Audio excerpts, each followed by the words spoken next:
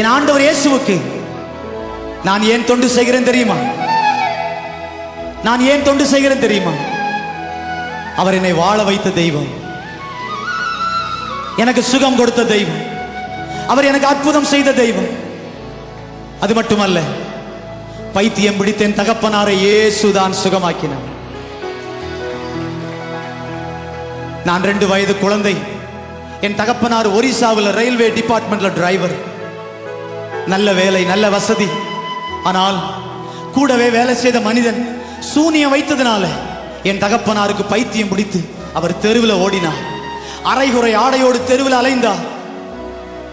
மருந்து, மருத்துவமனை, மருத்துவ சிகிச்சை அனைத்தும் கைவிட்டது. இயேசுவை அறியாத ஒரு இந்து பிராமண குடும்பத்தில் பிறந்த என் தாய் ஒரு அர்ச்சகரின் மகள். என் தாத்தா ஒரு கோயில் பூசாரி.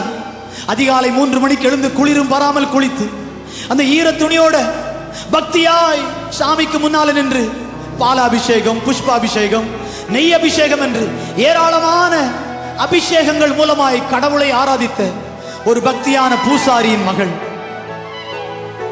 இயேசு எங்களுக்கு தெரியாத ஐயா.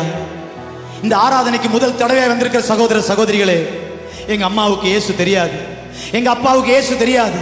எங்கள் குடும்பம் ஒரு இயேசுவை அறியாத குடும்பம். இயேசு தேவையில்லைன்னு நினைச்சோம், இயேசு தேவையில்லைன்னு நினைச்சோம். ஆனா மருந்துகள் கைவிட்ட போது, மருத்துவ சிகிச்சை கைவிட்ட போது, பணம் போனது, நிலம் போனது, சொந்தம் பந்தம் போனது. என் தாய் 2 வயது குழந்தையாகி என்னையும் தூக்கி கொண்டு தெரு தெருவாய் 1 வருடம் பிச்சை எடுத்தார்கள். பிச்சை எடுத்து தான் என்னையும் எங்க அப்பாவையும் காப்பாற்றினார்கள். அடுத்த நேரம் ஆகாரத்துக்கு வழி இல்லை, தண்ணீர் குடிக்க ஒரு கிளாஸ் வீட்டில் இல்லை, சாப்பிட ஒரு பிளேட் இல்லை. அவ்வளவு பிச்சை எடுக்கிற நிலைமையில எங்கள் வாழ்க்கையில் எல்லாரும் எங்களை கைவிட்ட போது, அனாதையாய் தெருவில் நின்ற போது, என் தகப்பனார் கடிக்கிற நாயை போல மாறினார். என் தாயார் உயிரோடு இருந்த போது அவருடைய சரீரத்தில் தழும்புகள் இருந்தது. இந்த சத்தத்தை கேட்டுக்கொண்டிருக்கிற சகோதர சகோதரிகளே, நாம் ஏன் இன்னும் இந்த வருஷம் கர்த்தருக்கு தொண்டு செய்ய வேண்டும் தெரியுமா? அந்த இயேசுதான் எங்களை வாழ வைத்தார். எல்லாவற்றையும் இழந்து நடுத்தெருவில் அனாதையாய் நிற்கும் போது, ஒரு பக்கம் கை குழந்தையாக நான், மறுபக்கம் பைத்தியம் பிடிச்ச புருஷனாக எங்க அப்பா, எங்கு போவதுன்னு தெரியாது என் தாய் பிச்சை எடுத்து என்னை எங்க அப்பாவையும் காப்பாற்றும் போது வாழ்க்கை முடிந்தது. என் பிள்ளையும் செத்துவிடும், என் புருஷனும் செத்து விடுவார். வாழ்க்கை முடிந்தது. எல்லாரும் கைவிட்டார்கள், எல்லாம் என்னை கைவிட்டது. இனி ஒரு வாழ்க்கை எனக்கு இல்லை. I don't have a future. இந்த சத்தத்தை கேட்டுக்கொண்டிருக்கிற நீங்கள் அப்படி நினைக்கிறீர்களோ? இந்த ஆராதனைக்கு வந்திருக்கிற நீங்கள் அப்படி நினைக்கிறீர்களோ? இந்த நிகழ்ச்சியை பார்த்து கொண்டிருக்கிற நீங்கள் அப்படி நினைக்கிறீர்களோ? I don't have a future. எனக்கு ஒரு எதிர்காலமே இல்லைன்னு நினைக்கிறீங்களோ? உங்களுக்கு ஒரு நல்ல செய்தி நான் சொல்ல விரும்புகிறேன். I have a good news this morning. I have a gospel for you. I have a good news, my brother and sister, irrespective of color, creed, culture and country. நீங்கள் எந்த தேசமோ, எந்த மதமோ, எந்த மார்க்கமோ, எந்த நம்பிக்கையோ, உங்கள் எல்லாருக்கும் பட்சபாதம் இல்லாத, உங்கள் எல்லாரும் நேசிக்கிற ஒரு ஆண்டவரை குறித்த நல்ல செய்தியை சொல்லுகிறேன். ஒரு பக்கம் கை குழந்தை, மறுபக்கம் பைத்தியம் பிடித்த தகப்பனார். எங்கள் இருவரையும் வைத்துக் கொண்டின் தாய் அடுத்து மரணம் என்று நினைக்கும் போது, யாரோ ஒருவர், இங்க ஒரு ஆலயம் இருக்கிறது, ஒரு இயேசுநாதர் கோயில் இருக்கு, போமா, உன் புருஷனை கூட்டிட்டு போ, உன் பிள்ளையை தூக்கிட்டு போ. அந்த இயேசு நல்லவர். கைத்தட்டுங்க பார்க்கலாம். அந்த இயேசு நல்லவர். சத்தமா கைத்தட்டுங்க பார்க்கலாம். அந்த இயேசு நல்லவர். அவர் உனக்கு உதவி செய்வார். அவரை நம்பு. அவர் உன்னை காப்பாற்றுவார், உன்னை கைவிட மாட்டார். அவர் பட்சபாதம் இல்லாதவர். He is respecter of no persons. அவரை நம்பு.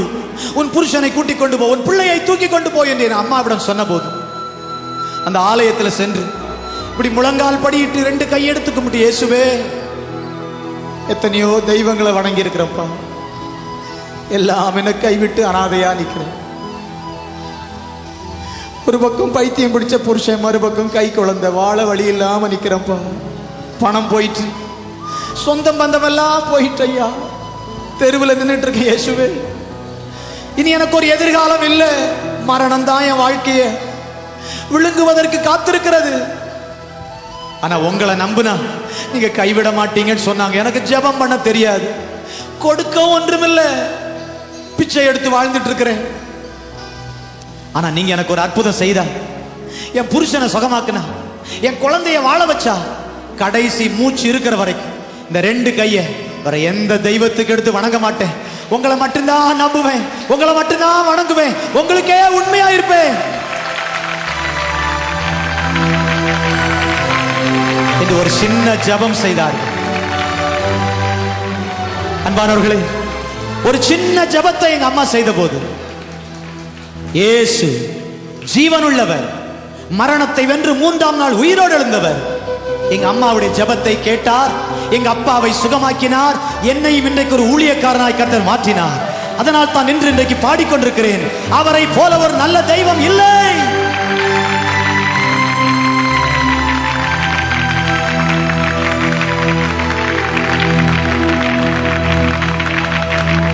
உம்மை போல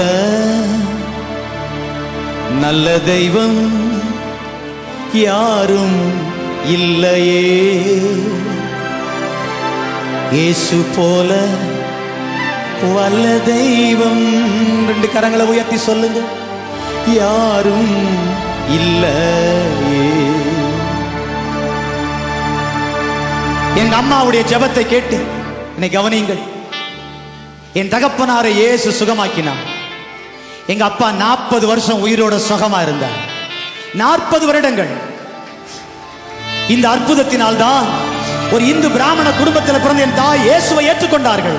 என் தகப்பனார் சுகமடைந்தார். எங்க அம்மா இயேசுவை ஏற்றுக்கொண்டார்கள். எனக்கு இயேசுதாஸ் என்று பெயர் வைத்தார்கள்.